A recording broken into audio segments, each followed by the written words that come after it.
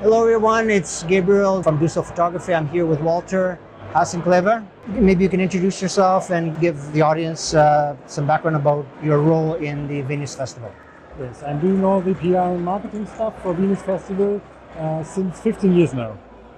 15 years, okay. Yes, a long time. So how do you think the event has evolved over the last 28 years? I think the event evolved similar to society and to the business. Of course, we have lots of productions, films, DVDs in the earlier times. Then we have the big change to the internet. Now we have a change to fan platforms. Lots of creators coming there.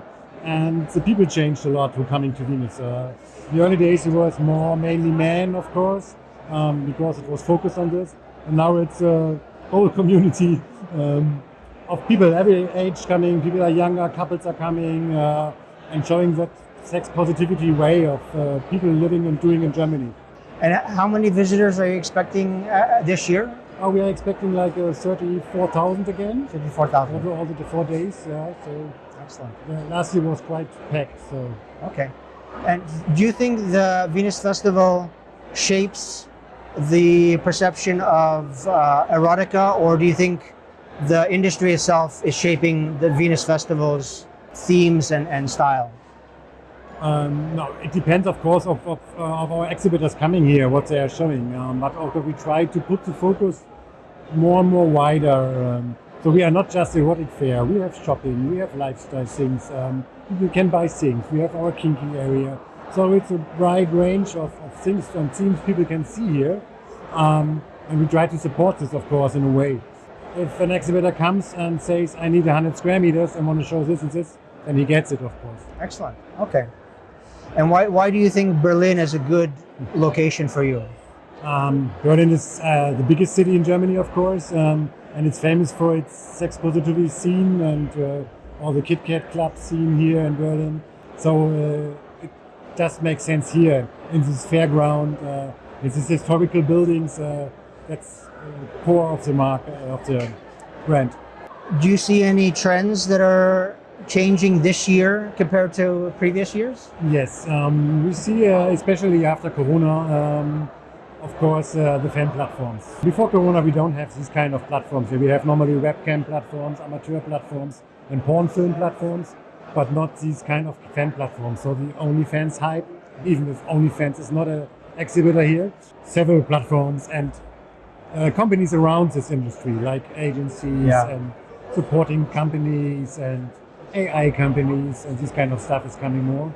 And for the sex toys, also there's more techniques inside. It's getting more real and real.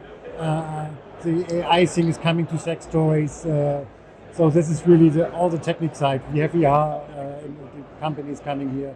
Technique is always one point, and how people can marketing themselves is another point. Okay.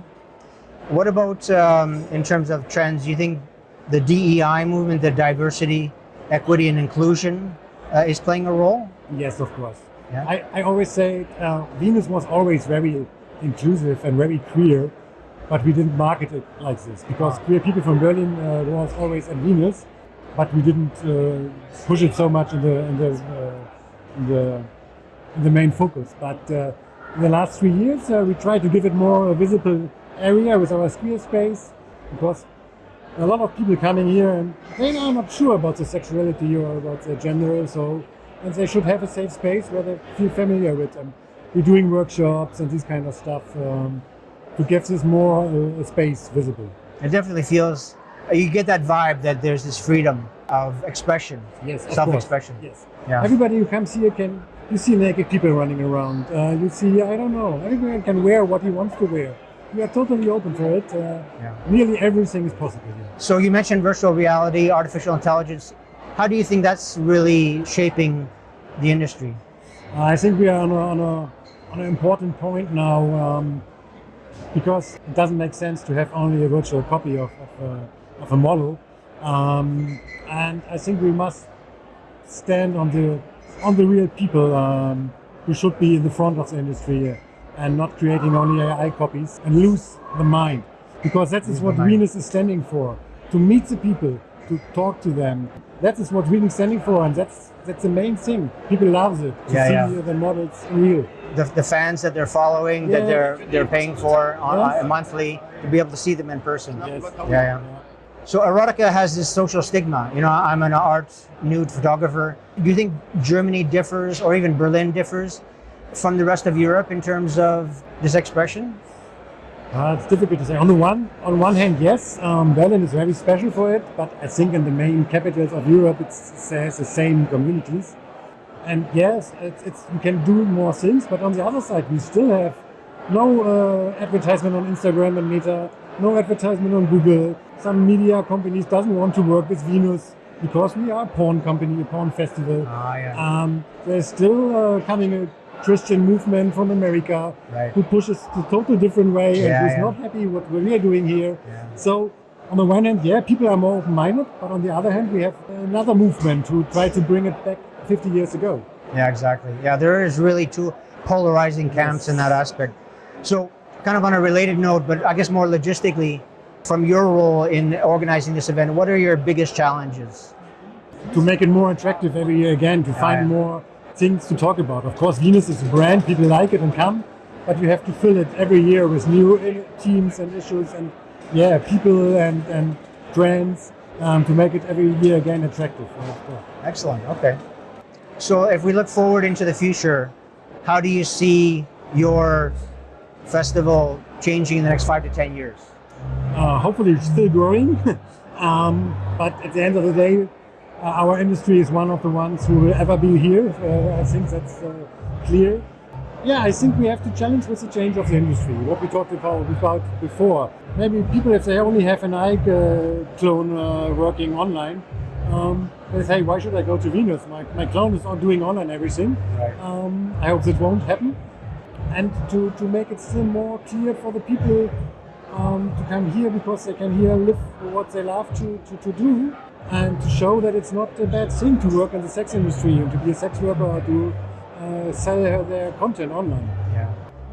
The art is very important for me, right? And I'm clear in terms of that line that goes from art to erotica.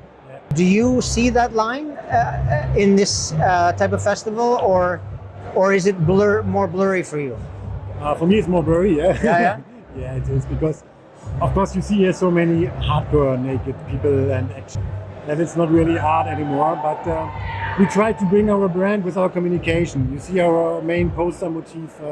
We try to bring it there in a maybe not art, but in a high class level, the kind of communication. So we're trying to push this, make it common and not like the dirty image.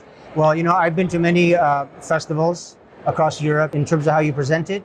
Very professional. It's really like impressive. Really compliments to you.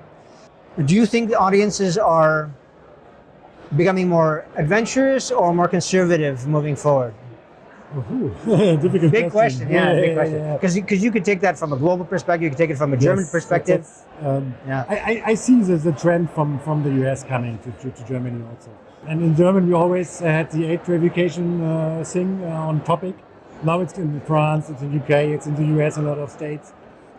But I think there's still the main society is still open. Everybody should do what he wants to. It's not the louder section of the community. Right. The conservative things are more louder and more pushing it in the media and in the front. That's a very good point. That's the point. Sometimes the louder voice gets the attention. Yes. That doesn't necessarily mean that they're correct. Yes. Some see, and kind of on a related note, some see erotica as exploitative, and some see it as empowerment. So what is your perspective? Empowerment, of course. I think it's the best thing if everybody lives his sexual life as he wants to. And if he makes money out of it, and it's a job he loves, it's the best thing. And I think it's a very good way, and that's changed a lot in the last 10 years, that a woman or man or whatever can sell her content on any platform, can decide for which money, how many times she works for it, and create her own life and career on it, on her own decisions. Absolutely. There's no one else who's talking in. So there's no more middleman. It's just direct to the customer. That's really the great thing about it. That's not in a lot of industry possible. So last question for you, difficult one, maybe. So looking into the next 20 years, are you concerned that digital fantasies will replace real intimacy? You touched on it a little bit. Of course, I don't hope that will ever happen. Right. But it will get a bigger place, of course. I think so. We have a lot of people living alone. They don't have any friends or don't go out. For them, it's getting more and more important. And there, it's a good thing to have a virtual reality friend or a VR cam or whatever with connected sex toys or this kind of stuff. It's a good thing.